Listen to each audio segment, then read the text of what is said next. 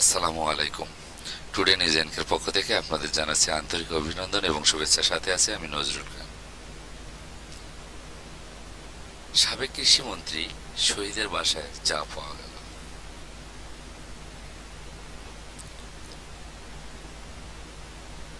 রাজধানীর উত্তরা থেকে সাবেক কৃষিমন্ত্রী উপাধ্যক্ষ মোহাম্মদ আব্দুস শহীদকে গ্রেপ্তারের সময় বিপুল পরিমাণ নগদ টাকা, বৈদেশিক মুদ্রা ও স্বর্ণালংকার উদ্ধার করা হয়েছে।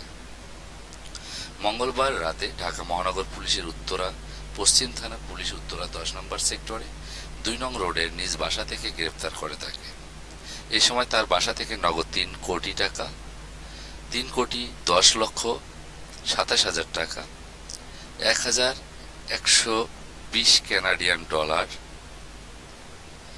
1,100 ইউরো, 5,300 থাই Baat, 1,953 US dollar, 500 Mexican dollar,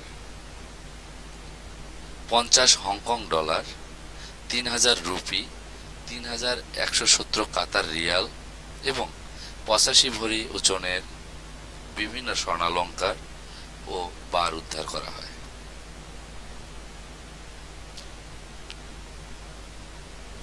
police জানিয়েছে, বৈষম্য বিরোধী ছাত্র আন্দোলনে হত্যার ঘটনায় রুজুকৃত উত্তরা পশ্চিম থানার একটি মামলায় 10 দিনের রিমান্ড আবেদন করে আদালতে পাঠানো হয়।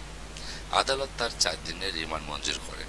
এই মামলাটি ছাড়াও তার বিরুদ্ধে পশ্চিম উত্তর থানার আরও 2টি হত্যা মামলা ও মৌলভীবাজার জেলার শ্রীমঙ্গল থানায় একটি হত্যা মামলা রয়েছে। গ্রেপ্তার আব্দুস শহীদের বিরুদ্ধে অবৈধভাবে বৈদেশিক মুদ্রা রাখার অপরাধে, বিশেষ ক্ষমতা আইনে এবং অবৈধভাবে বিপুল পরিমাণ অর্থ ও স্বর্ণালংকার রাখার অপরাধে মানি লন্ডারিং আইনের মামলায় রুজু প্রক্রিয়াধীন। আব্দুস শহীদ দ্বাদশ জাতীয় সংসদ নির্বাচনে মৌলভীবাজার 4 শ্রীমঙ্গল কমলগঞ্জ থেকে নির্বাচিত হন। তিনি ওই আসন থেকে টানা 7 বার এমপি নির্বাচিত হয়েছিলেন।